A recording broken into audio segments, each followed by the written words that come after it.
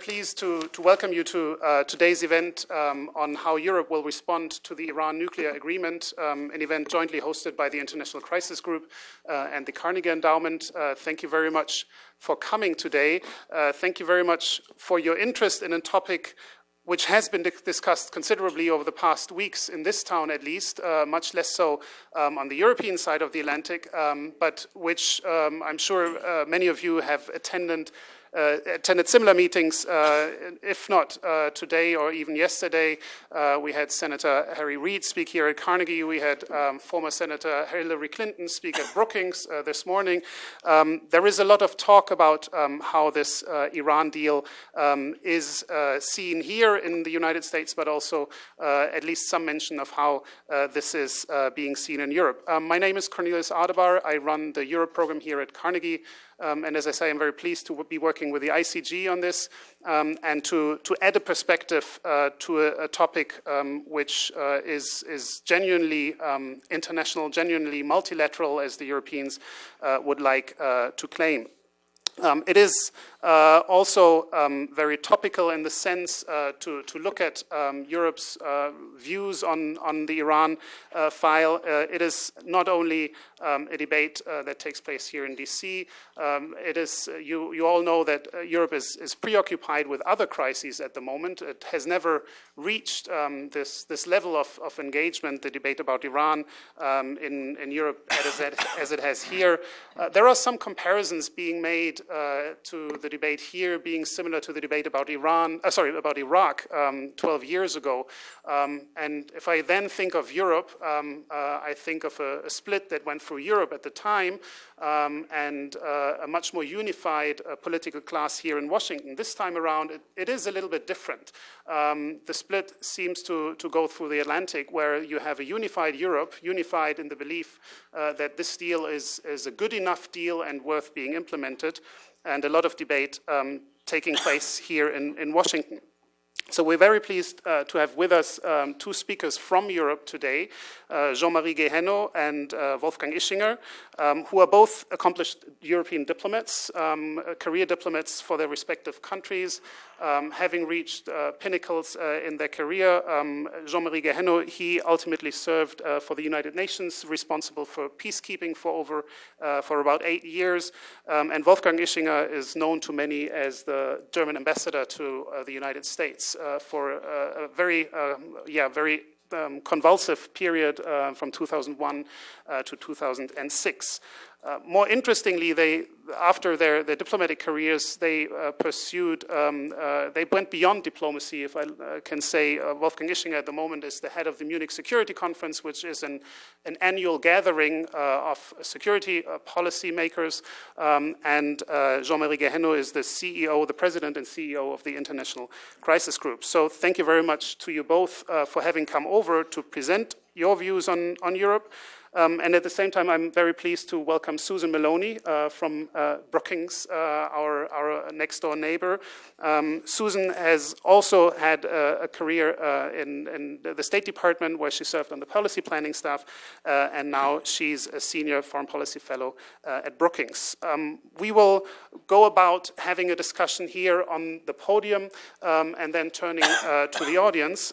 And the one thing that I would like to start out with, and giving the panelists a chance to come in with their views, is to enlighten us a little more why this debate has been so uncontroversial, why there hasn't been much of a debate in Europe about this deal, not only because there is a summer break, not only because there are other issues on the agenda, but what is it that makes it so easy for the Europeans to see this deal in a positive light? Jean-Marie, if you want to start, and then I'll hand over to Wolfgang. Thank you. Well, I think first it's a great pleasure to be here with old friends. You mentioned that Suzanne was on the policy planning staff. I would add that Wolfgang and myself, we first met when we were both the heads of German policy planning staff, Planungsstab, and the French planning staff. So this goes back. So planning staff is probably the best entry point to nuclear discussions, must be. I think the Europeans are very committed to this deal because for them it is in a way the outcome of not just 4 years of difficult negotiation, but I would say 12 years of engagement, of trying to find a diplomatic way to make sure that Iran will never have nuclear weapons. It all started actually in 2003. And of course, 2003 is not an indifferent date. This was a time when North Korea decided to get out of the Non-Proliferation Treaty. This was, of course, the year of the Iraq war. And there was at the time, there were deep divisions between the US and Europe, between Europeans on the issue. But there was a sense that if a war could be avoided with Iran on the question of weapons of mass destruction, that would be a good thing. And it was interesting at a time when the Europeans were divided on the Iraq war. The UK, Germany, and France united on the idea of engaging diplomatically Iran on the nuclear issue, and that was a start. It didn't produce a result for a variety of reasons. I'm not going to go through those 12 years. Ahmadinejad came to power in 2005. The proposals of the Europeans were not fully supported at the time by the US. The Iranians were not prepared to accept some of the demands of the Europeans, a variety of reasons. Anyway, it doesn't work out then. And then in 2006, it moves to the Security Council, and it becomes an international issue. And eventually, with the new Iranian administration, we have the negotiation of which we are now seeing the result. What that means, what is behind that, is a sense, I think, among the Europeans that, if I may say, they are frontline states in that issue. They are frontline states on the issue of proliferation because they are much closer to the theater where nuclear proliferation could happen in the most dangerous place in the world, in the Middle East. They feel much closer. You don't need ICBMs to reach Europe from that part of the world. So there's a deep sense in Europe shared by the E3, but also by I would say, the whole 28 members of the European Union, that achieving non-proliferation through robust diplomatic agreements is a top priority. Through robust diplomatic agreements. And then I would say just one word about my own country, about France, because in this whole negotiation, France has sometimes been seen, including by the US, as a kind of spoiler that was taking a very tough position on a number of occasions in the negotiation, and that reflected a very fraught history with Iran. I mean, Ayatollah Khomeini left for Tehran from Paris suburb, but after that, the relations between Iran and France were less than optimal, to put it mildly. There were incidents of terrorism. There was really France was, after the United States, probably one of the countries that Iran had the most hostility to. So there was certainly no sense of trust between France and Iran, and that explains a lot of the continued pressure throughout the negotiation by France to make sure that the provisions of the agreement would be as tight as possible. So achieve non-proliferation through negotiation, but not as some kind of aspirational goal, but through an agreement that would not be built on trust, but would be built on very robust verification mechanism, and we can go back to that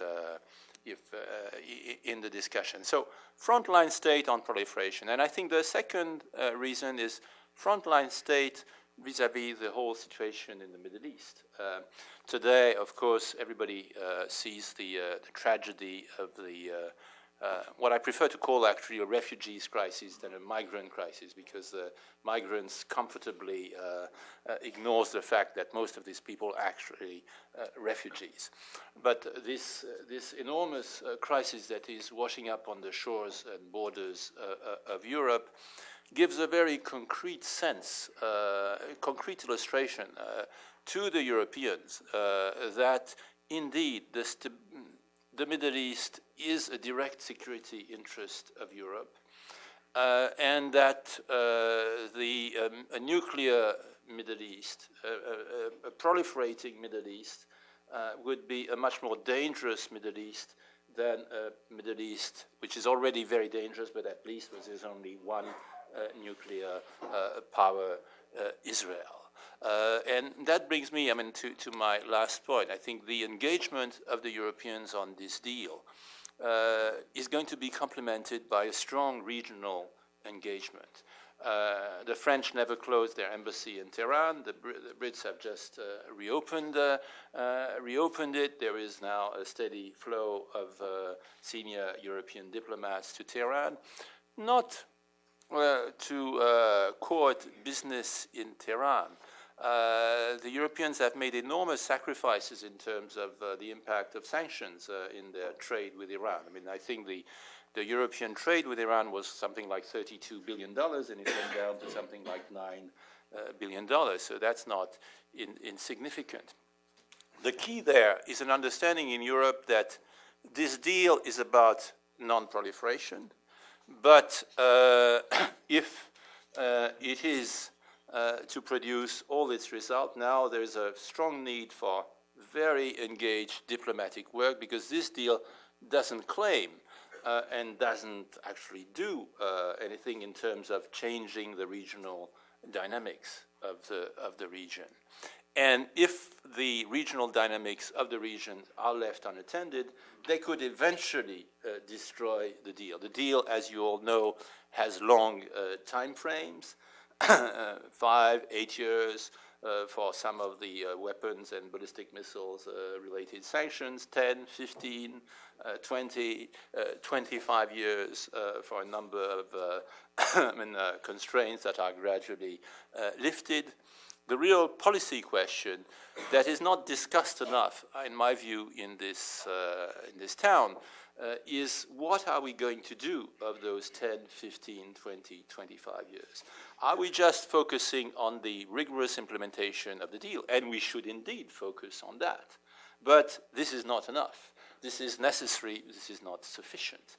And I think you're going to see a lot of diplomatic efforts on the European side, and I would hope that this would be done in close coordination and with full support from the US, to now work on the regional dimension so that this deal, which we have to be honest, produces a certain nervousness on the part of the Gulf countries, although now they are now all supportive of the deal. But indeed, the fact that Iran could be reintegrated in the community of nations, that Iran, although its military forces are technically much weaker than what the Saudis have, or even the Emiratis and a number of Gulf countries. Nevertheless, Iran is a big country, and so we all know that there's a great deal of nervousness in the Gulf on what that means in terms of the influence of Iran in the Gulf and the balance of power in the Gulf. And there is a real challenge, because on the one hand, you do want to make sure that there is a balance of power. I speak like a sort of traditional hard-nosed Frenchman. There you do need some kind of traditional balance of power. At the same time, you don't want to trigger a kind of escalation, arms race in the region that could become quite unstable. So you will need to complement reassurance from allies with effective diplomacy to gradually try to build a diplomatic framework for relations in the region. So that's why the Europeans believe that this deal is a foundation that opens the possibility of a different Middle East. It doesn't guarantee in any way a new Middle East, and we shouldn't oversell it.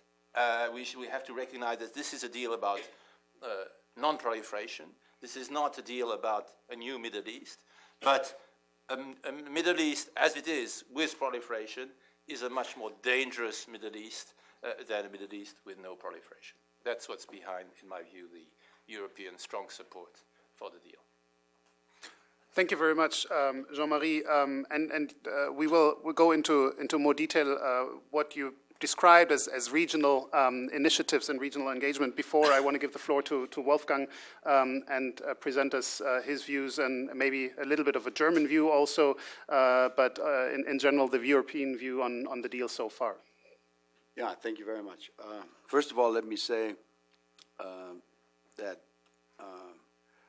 I'm delighted to be here with Suzanne, my old friend Jean-Marie, at Carnegie.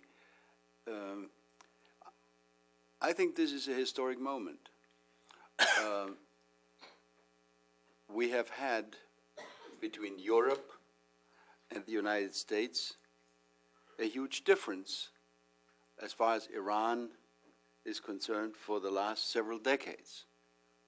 We, collectively, the Europeans, we have found it reasonable and okay to maintain our diplomatic relationships. We've had ambassadors in Tehran, and I've just had a discussion with the Iranian ambassador in Berlin just a couple of weeks ago as a matter of routine. That is significant. You asked, Cornelius, what's the specific nature of the European, or in my case, of the German position. Having had continuous diplomatic relations with Tehran makes it slightly easier for us Europeans to understand that what we have before us is not the case of an unconditional surrender by Iran to a kind of victorious coalition of outside powers. Quite frankly, when I read what some unidentified members of the US Congress and others, former vice presidents, for example, Unnamed, of course. Unnamed, what they have said, I think they assume mistakenly that they are dealing with a case of unconditional surrender. If you're not dealing with a case of unconditional surrender, then you understand more or less automatically that only if a miracle happens will you achieve 100% of your objectives. Because in a diplomatic negotiation, and believe me, I've had my measure of experience as the chief negotiator for my country in a large number of diplomatic negotiation processes. You are a good negotiator if you can achieve more than 50%. You are not ever going to be 100%. 100% requires unconditional surrender of the other party. So let's understand that what we're dealing with here is obviously, as always, not the perfect 100% achievement of everything that we wanted to get for Christmas. This is not a perfect agreement. I think we all agree. But the perfect agreement is not doable unless, you go to war and you demand, as a victorious power, unconditional surrender. So I think it's a pretty important point. My second point is just very briefly that from my vantage point, trying to follow the American debate from Europe, from Berlin, I want to say two things. First, I think it is actually very good that you have in this town a thorough examination of the pros and cons and of the details and of the verification arrangements, etc., etc., etc. I am actually not so much impressed with the lack of this thorough debate in some of the European capitals, including my own. I think this is such an important agreement that it deserves thorough examination and review. You know, there's nothing against this thorough debate. But second point, in my view, the emphasis in the debate here in the United States has, to a certain extent, been on, you know, uranium enrichment or not enrichment, how much enrichment. It has been often overlooked or not significantly addressed, explained, that this agreement, if implemented according to plan, will lead Iran to abandon all plans which they have either already executed or wanted to execute regarding plutonium production. Now, all those of you who have ever taken a course on nuclear weapons and nuclear strategy know that practically all nuclear powers existing today have found it attractive to actually not to go the uranium road, but to go down the plutonium road, because it gives you a lot more bang, for one, and a few other things. So the abandoning plutonium, I believe, deserves, you know, a lot of attention. This is a major achievement, which sometimes hasn't received sufficient attention. Last point, and I don't disagree with anything Jean-Marie has said, so I can be very brief here. I do want to underline one point he made. From the European and from my specific German point of view, from the point of view of the German political elite, this agreement is obviously not the panacea to the solution of all the ills of the Middle East or all the bad behavior of Iran in the past and present. But it does represent a hugely important opportunity. And whether we can benefit from this opportunity, whether we can use it, depends essentially on the acceptance and ratification of this agreement by the US. Believe me, if you, the United States, leaves us alone with a shattered agreement that is not going to be recognized, implemented, etc., by the US, all the possible steps forward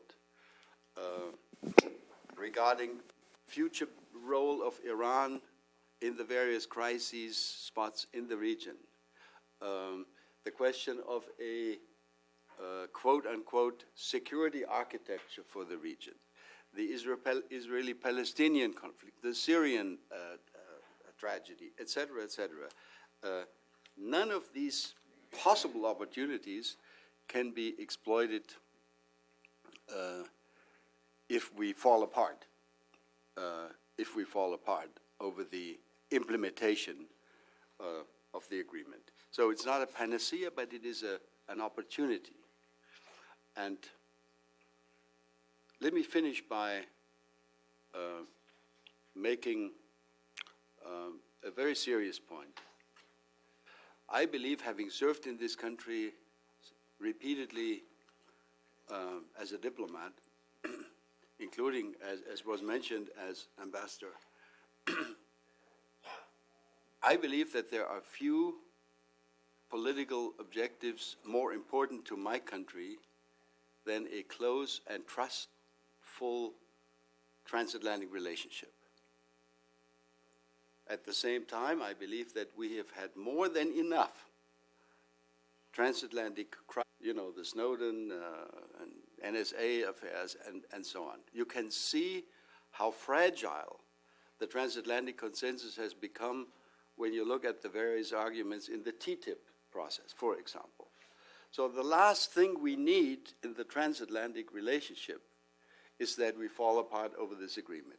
if you believe that you have seen transatlantic crises in the past, let me tell you, you ain't seen nothing yet.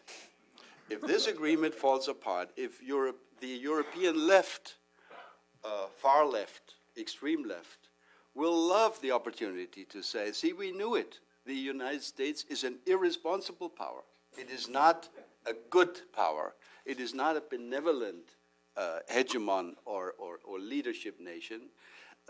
And all those forces in France, in Germany, in other countries, all the ugly elements will come up and we'll have a real big mess. Which leads me simply to conclude to believe that if we want to be strong as the West in confronting the multiplying crises situations in the Middle East and elsewhere, we need to stand together, and we need to do this agreement together. This is important because it's about Iran, but it is far more important than just about Iran. This is about the global positioning of the West for the next decade or two. So this is really historic. Thank you very much. Thank you very much, Wolfgang. You've raised the bar and you've alluded to the importance that this deal has for transatlantic relations. I'll pass the floor to Suzanne by asking, there was some mentioning of Europe in the debate over the past weeks here in Washington with regard to that particular perspective. But what is your general view of the role that Europe has played, say, ever since the agreement has been signed? How has it been viewed? Is the contribution of Europe being seen to this deal? What is the perspective that DC has on Europe for the near future? Thank you, Cornelius, and I'm very pleased to be here and honored to be on a podium with such distinguished speakers. I think I want to echo some of what's already been said because I think that it often gets downplayed or disregarded here in Washington. The critical transatlantic cooperation that produced the negotiations and the agreement is unique and historic and absolutely must be sustained. And it's going to face some real challenges, but I'll leave that to potentially later in the discussion. I feel as though I'm constantly hearkening back in history when it comes to the U.S. policy toward Iran, but it is too easy to forget that for most of the past 36 years, we have been at odds with our closest allies in Europe on precisely how to deal with Iran, sometimes a very fractious relationship when particular crises have emerged or when particular initiatives have been adopted on the part of the U.S. government. And so to see the level of coordination that produced not just the agreement, not just the negotiations that preceded it, but the strategy over the course of arguably 10 years that generated the conditions that brought about the negotiations and the agreement is extraordinary, and it should be celebrated and it should be preserved. In specific answer to your question, I think that we've seen already that European diplomats have played an important role in helping to shape the debate here in Washington. You've seen a number of folks on the Hill allude to conversations with American partners in the P5+1, and I'm quite certain that all of those partner countries are European countries. That help to inform their understanding of the value of the deal, but also the absolute permanence of the deal, at least with respect to the initial phase of implementation. That is to say, the understanding that the rest of the world and that our European allies are committed to seeing this deal forward, irrespective of what the Congress chose to do, certainly swayed the votes of a number of senators. I've said that publicly. And so I think that has been an important, quiet, and constructive way that we can engage with one another, and I hope to see more of it in the future. What I think is quite interesting is the fact that we didn't see the sort of controversy surrounding Iran policy over much of the past decade in Europe. So I'm not so surprised that the deal itself isn't as controversial there as it is here. I am surprised that Europe adopted some of the measures that it did, particularly in 2010 and beyond, without enormous dissension and at some substantial cost to European economies. Again, I think that isn't fully appreciated here in Washington. We come to this problem with a slightly different historical context. For Americans and for the American political elite, there hasn't been a continuous process of negotiations with Iran. We have had intermittent diplomatic contacts, but we don't have an embassy. We don't have an ongoing formal diplomatic relationship. And so, in effect, this deal is examined in isolation rather than in the full spectrum or continuum of 36 years of history.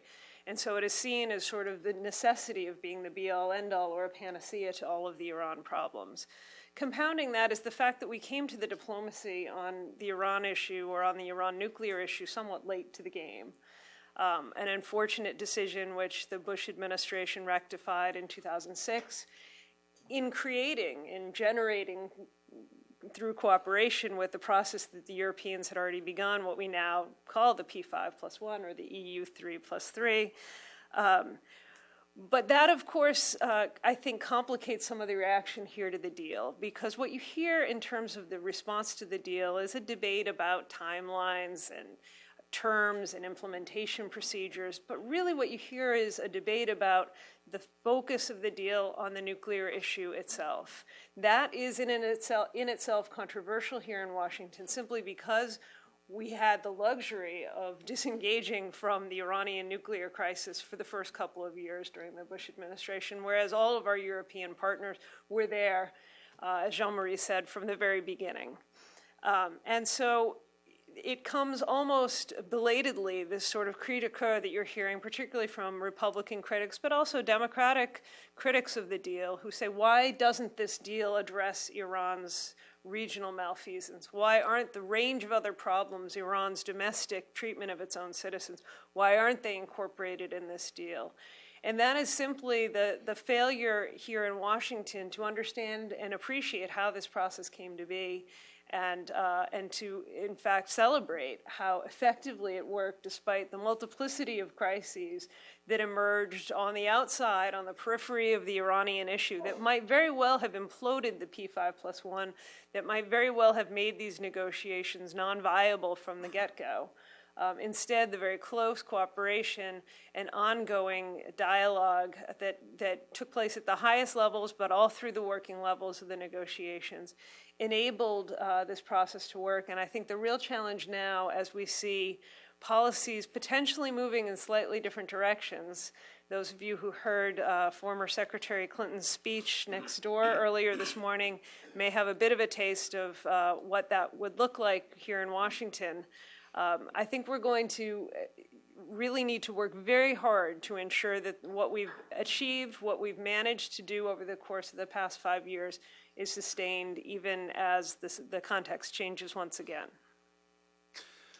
Thank you, Suzanne, and thank you for giving us the DC picture also on Europe. I'd like to move forward now into the debate. Lots of points have already been raised, and we want to look at how Europe will deal with this deal, basically. This is not about dissecting the deal once more. Our institutions, the International Crisis Group, Carnegie, Brookings, we have all done this in writing over the past weeks so far. The end result, I guess, is bottom line positive. You can see the charts over here. If you cannot read them, you will understand that the top line is always about what happens if there is no deal, and the bottom, the positive line, is what happens with the deal.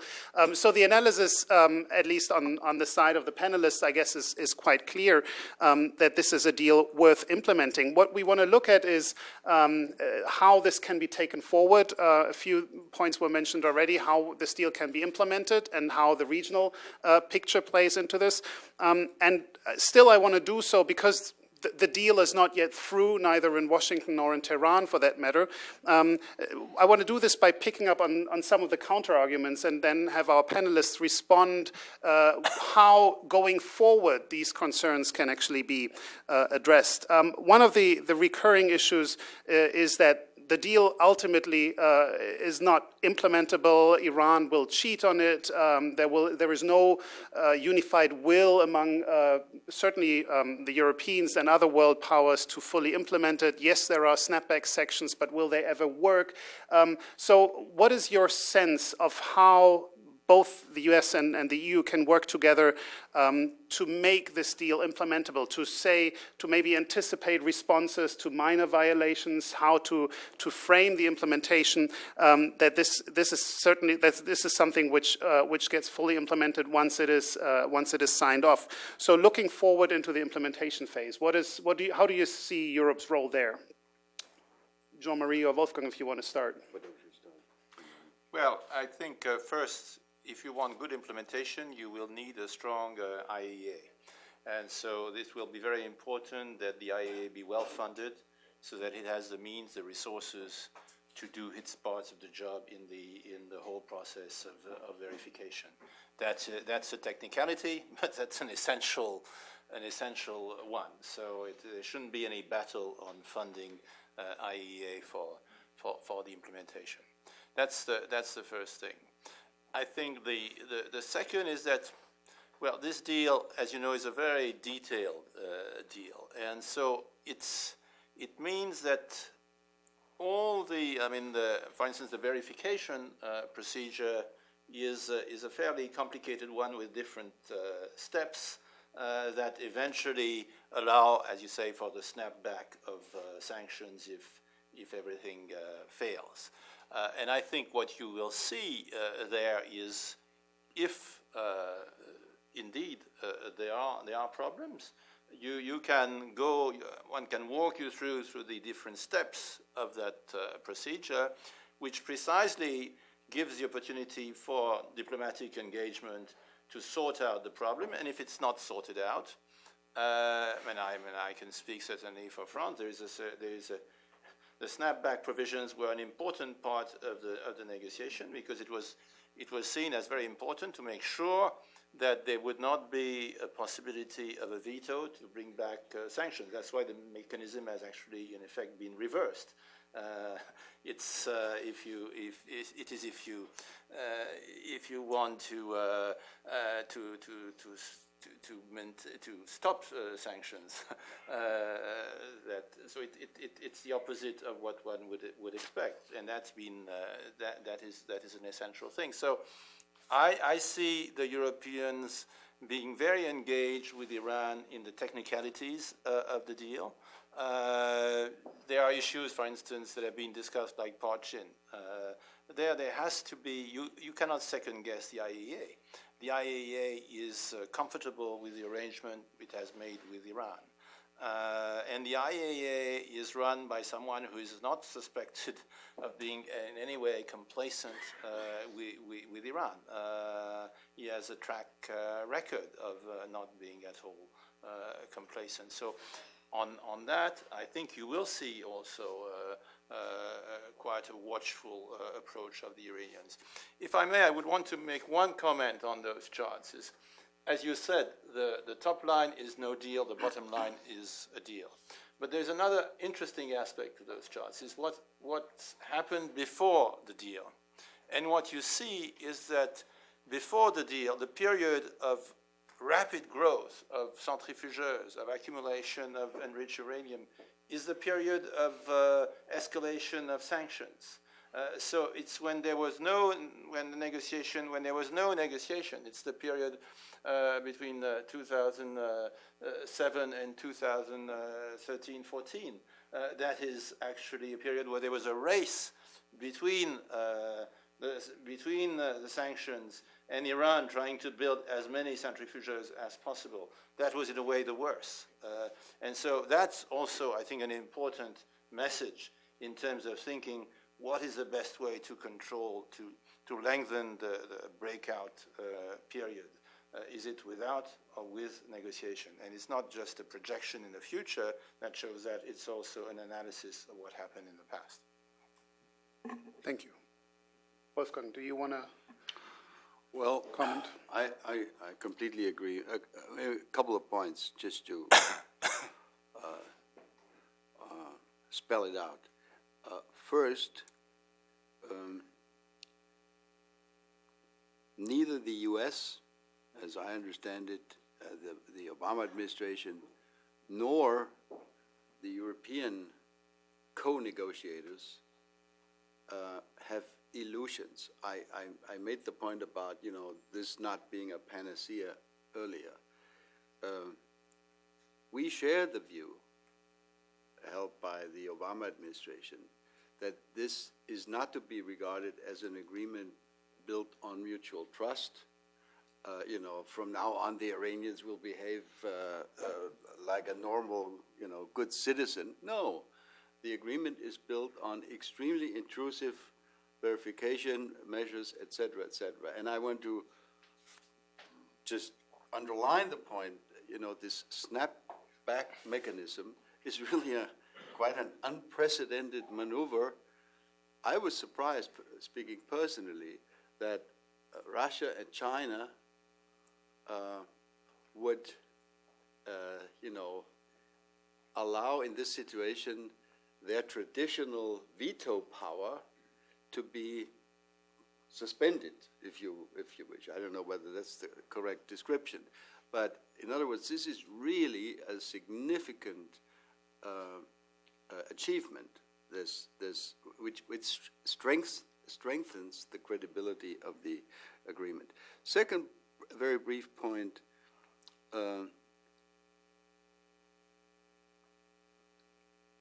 There's always the argument made, well, this is only about 15 years, and then what? And then they can go back and do all the bad things. Well, quite frankly, speaking again like Jean-Marie, as a diplomat, I've been in this business now for 40 plus years. 15 years in diplomacy is a very long time. If we didn't have this agreement for the next 15 years, I bet you Iran could be, if they so wanted, a pretty significant nuclear power.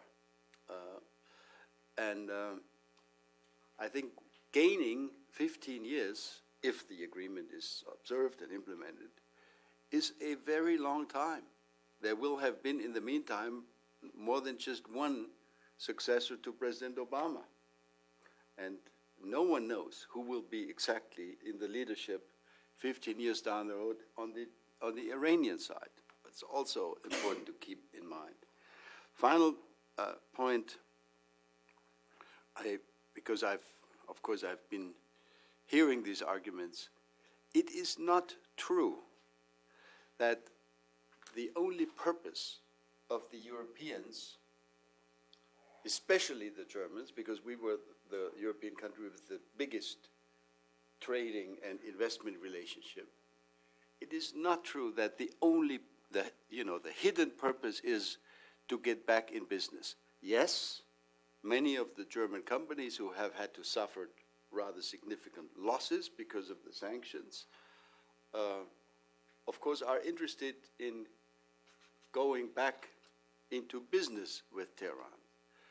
But you will not see, I promise you, you will not see the German government rushing to Tehran, with large commercial delegations trying to regain the lost ground overnight. Except for the one which was there.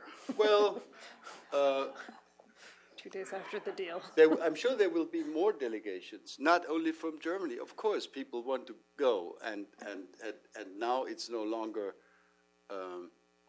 impossible or politically dangerous. But we understand, I shouldn't say we, I think the German government and other European partners understand very well that the challenge is a much broader strategic one. Again, this opening, which the agreement offers, is an opportunity. If we use it correctly, maybe we can engage with Iran about what kind of relationship could evolve between Iran and Saudi Arabia, which is at the moment a difficult relationship with mutual recriminations and adversarial positions. Maybe we can together always with the United States, make a new effort once the Iranian problem, if I can call it that, is to a certain extent neutralized, to tackle the Israeli-Palestinian problem.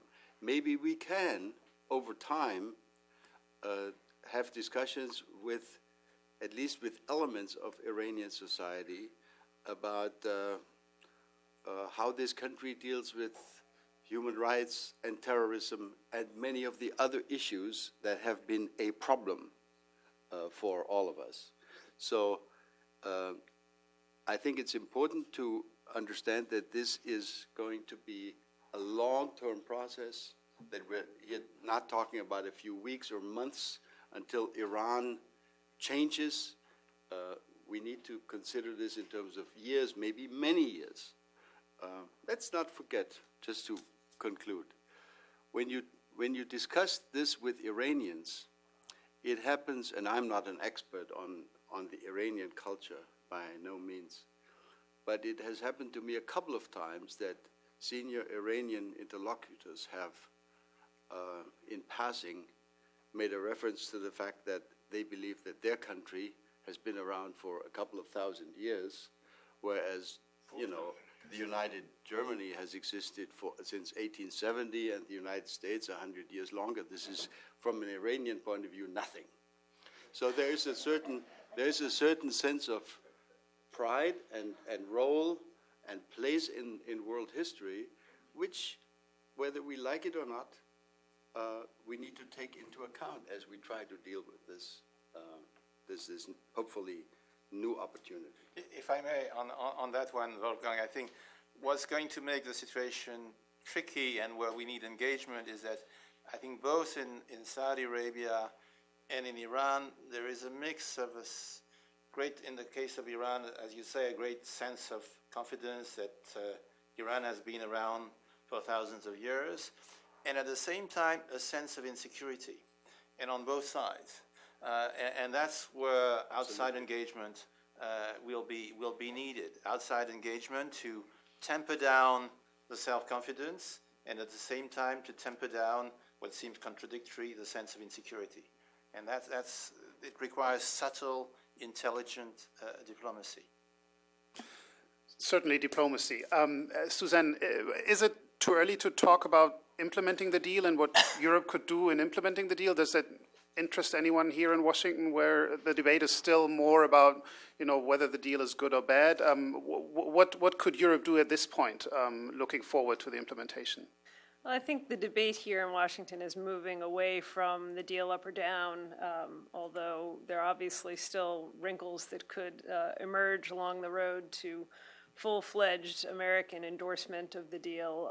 It doesn't appear as though the Congress can really play an obstacle at this stage in terms of its vote of disapproval. But I do think that this is when it's absolutely critical for the U.S. and Europe to, in fact, intensify their engagement on the issue of Iran, on the nuclear issue first and foremost, but then looking beyond the nuclear issue.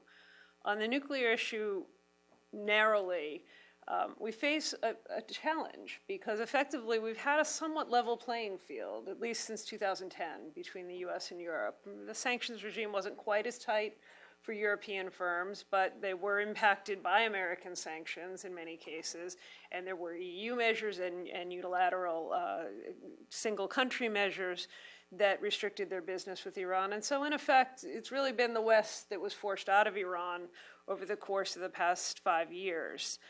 That will no longer be the case. We will be back to a considerable divergence in the business opportunities, which redounds to the diplomatic relationships, whether we like it or not. All of your governments will be looking to promote opportunities, facilitate those opportunities for their businesses, and that's what businesses expect of their governments. In the case of the U.S. government, the embargo will largely remain in place. There will be a few selective loopholes for aircraft and airline parts, as well as a few other areas that I'm sure the American entrepreneurial community will exploit to their fullest extent. But there will be a web of sanctions, as the International Crisis Group has described it, a spider's web of sanctions. It very much remains intact here. And in fact, I think we can anticipate that both critics of the deal as well as sincerely minded folks on Capitol Hill who are concerned about the other aspects of the Iranian challenge around the region will be looking to find ways to up the ante in terms of economic pressure on the Revolutionary Guard and other entities that are involved with support for terrorism. None of that is actually precluded by the deal, although depending on how you read certain passages, I imagine the Iranians and potentially even the Europeans will find the passage or the implementation of new measures on the part of the United States, even if they are not related to nuclear issues, somewhat controversial. So I think we face a challenge insofar as there will be a disparity in the climates for diplomacy and for business between the United States and Europe. And we need to keep that transatlantic relationship as robust as it has been.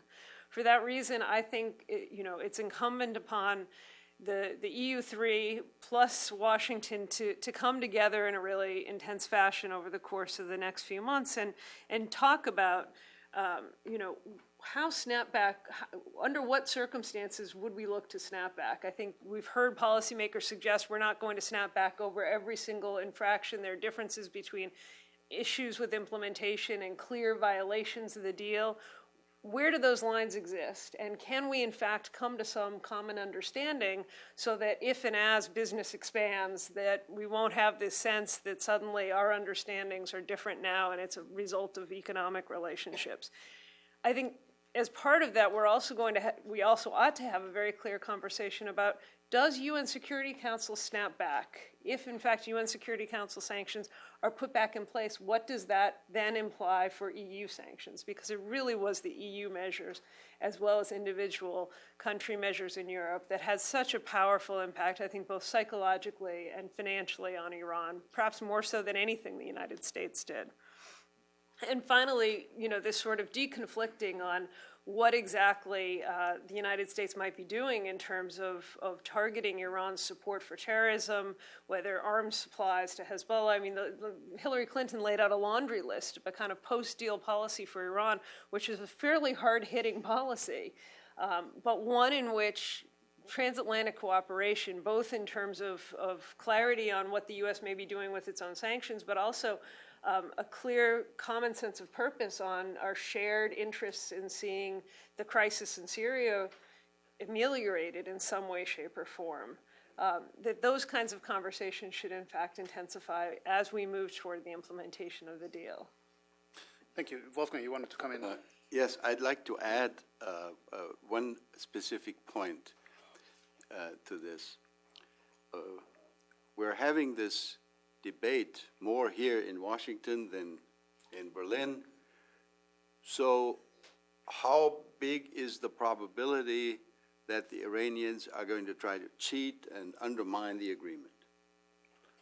Well, a good way of helping the Iranians to start trying to undermine the agreement and to cheat is if those if those were to prevail here in Washington, D.C., who are already now preparing some poison pills to introduce into this or that legislation. This is going to make it, Iran also has politics, and there are going to be people who are going to try to kill the agreement. Those people exist, just like they exist here.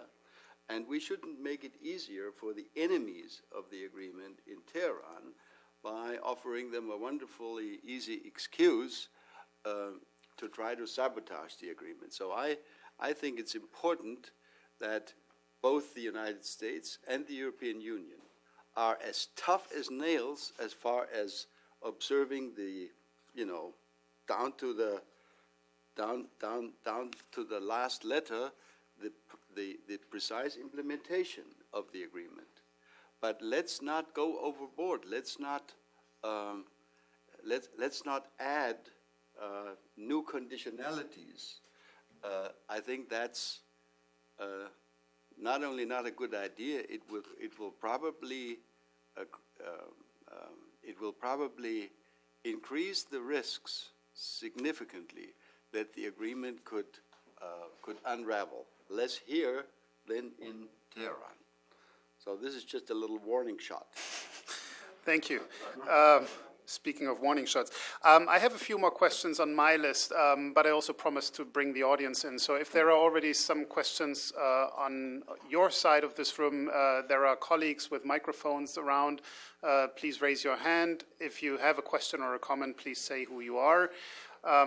If this is not the case at the moment, that's fine. Then I'll turn to my second question. I wanted to especially ask Jean-Marie to explore a little bit more the regional dimension, because ultimately we know this deal was not about Iran's regional activities. It was a deal about the nuclear program only.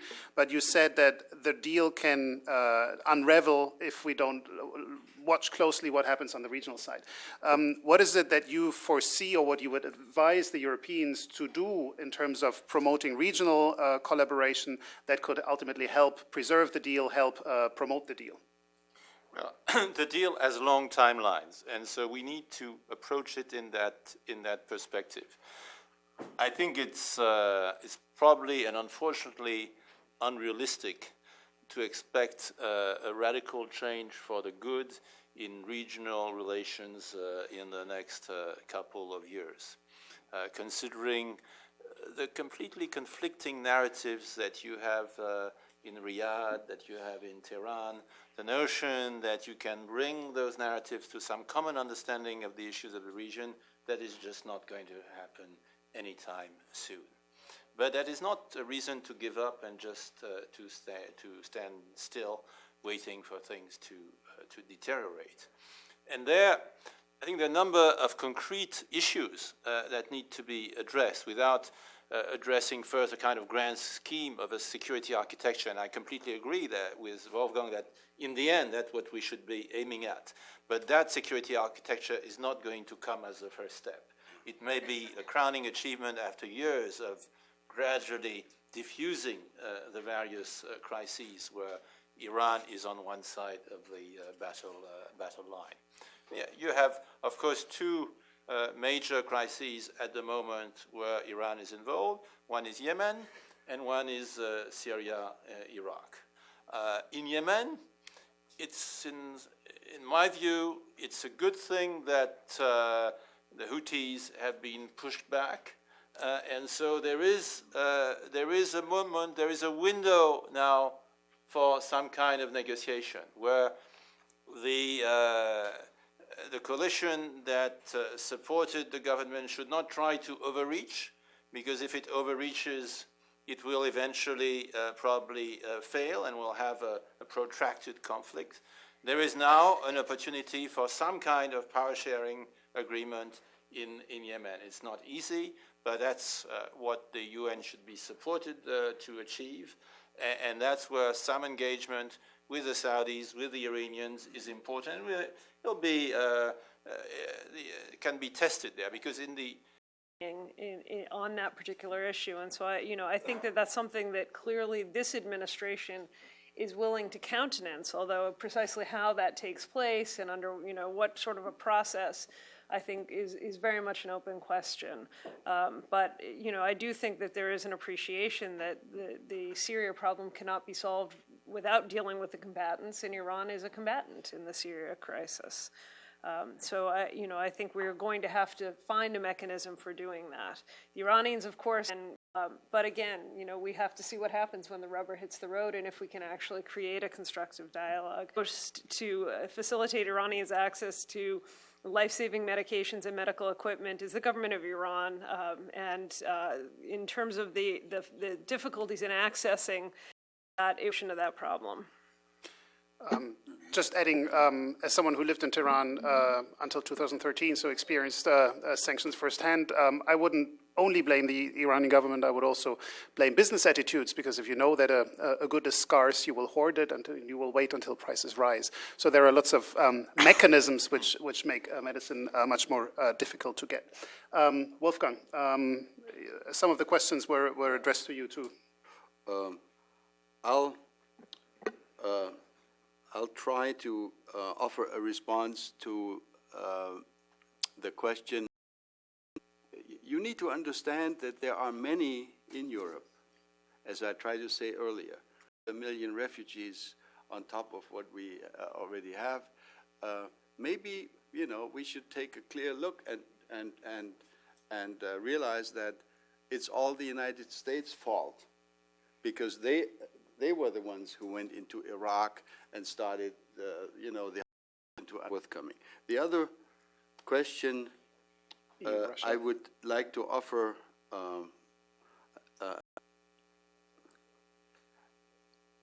I think what is desirable is that as we look at these various crises, not only the Iranian crisis, but let's say our problem with Russia, Country with various goals.